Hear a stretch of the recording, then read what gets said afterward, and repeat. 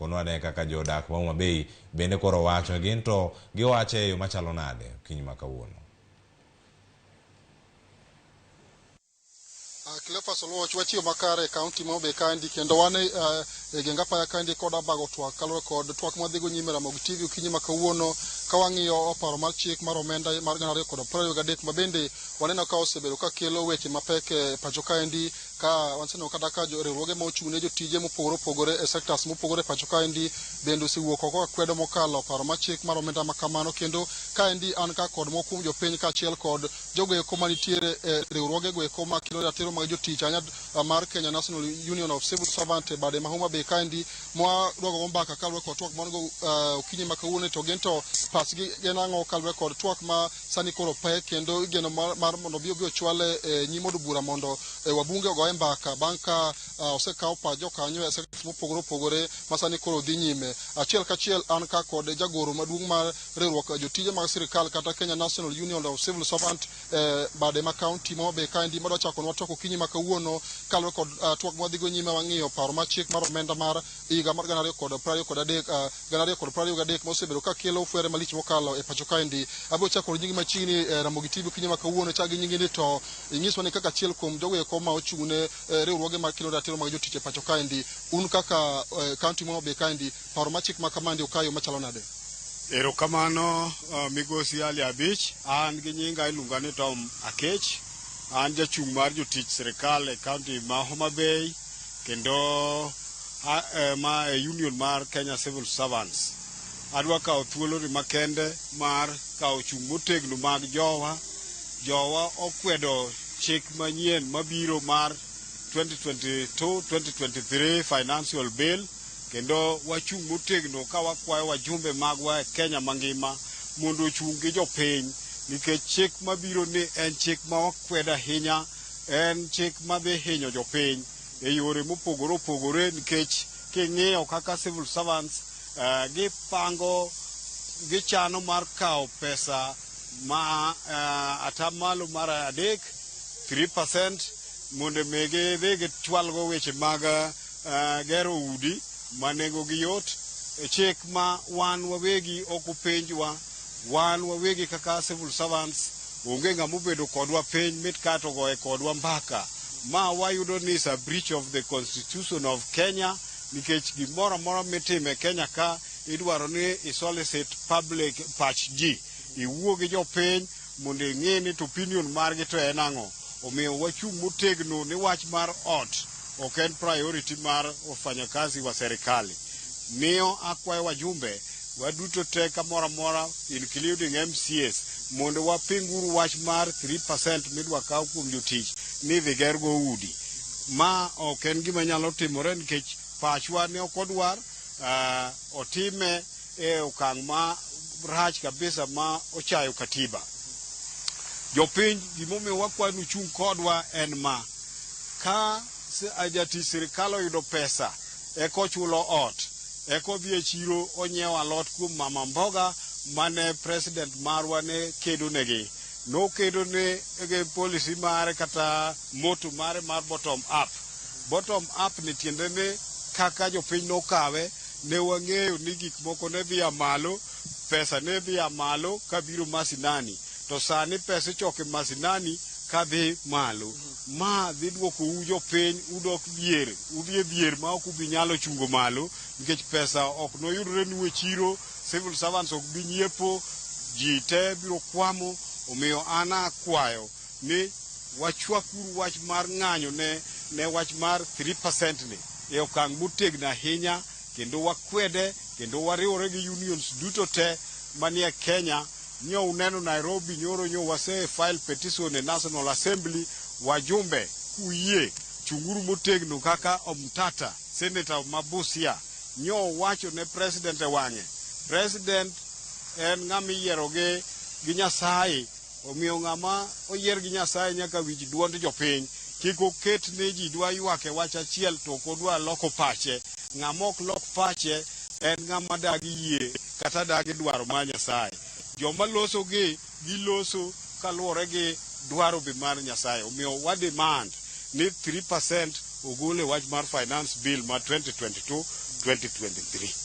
Kapok awe adhi japiny machielo no tano ka giko derane kane jatend piny loso ne osiro kata ne ogodebe mondo mi wabunge bi odokal paro ma chik makamano kaka achiel kuom jogo eko ma kendo ratiro mag jotich e pacho kaendi bende no ka jatend piny no wacho wach malong'o manyalo kalore kod lemo ma en go sama koro pod ikawo pach jopiny ewi paro ma chik makama. Ne chung' mare ne ok ber nikech owuon owinjo ka jopiny kwedo gini okang' mamalo, owinjo chik ite ne dwaro mar jopiny.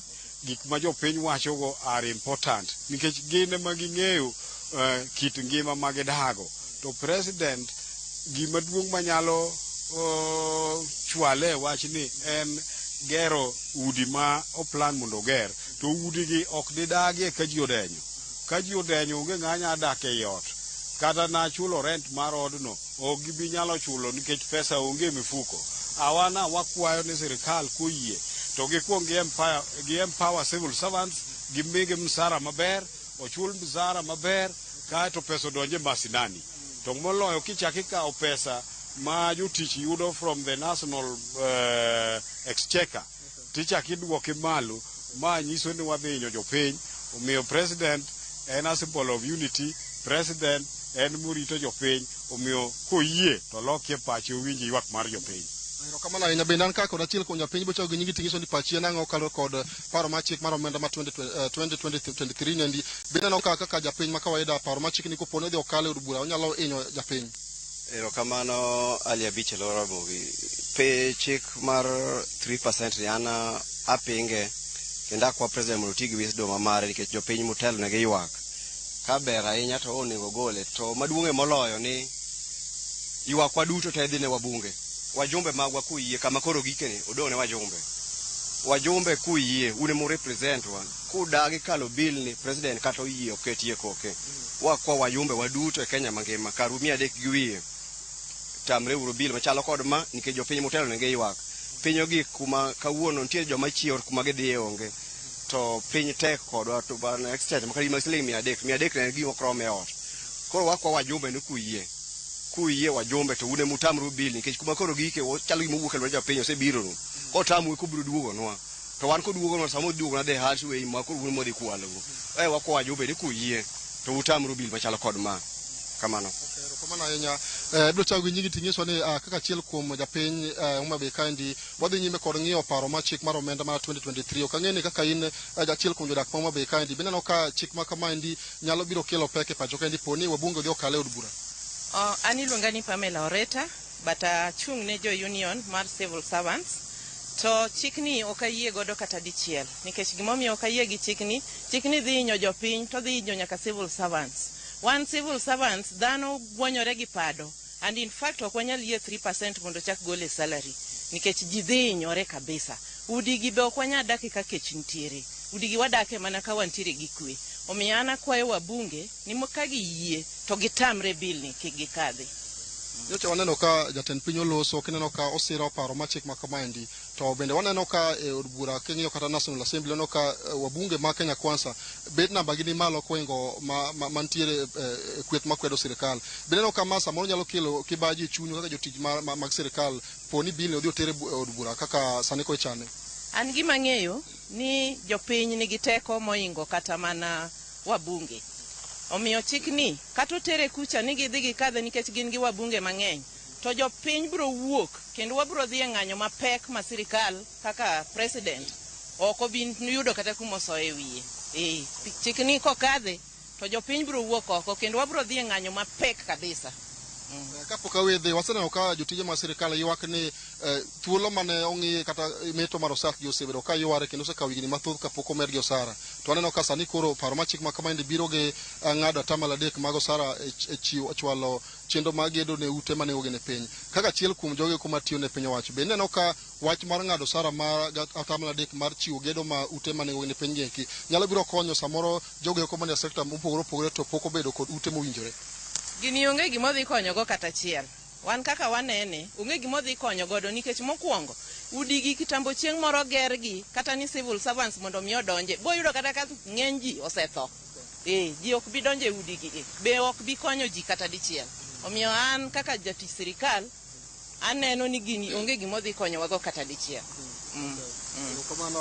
Cleophas Oluoch, mano mana paro ma moko kuom jodak e kaunti ma Homabay ka ni godo, ka winjo ka thothgi okwedo malich mokalo paro ma chik ma kamano, winjo ka koro ote ma gin maduong' en jod bura masani koro wach biro dong' e lwetgi mondo gine ni koter paro ma chik ma kamano e od bura to gikwede kendo gikos kale mondo mine ka chenro mag osebedo ka dhi nyime pacho kendo dhi makare, ka winjo ka ging'ur ni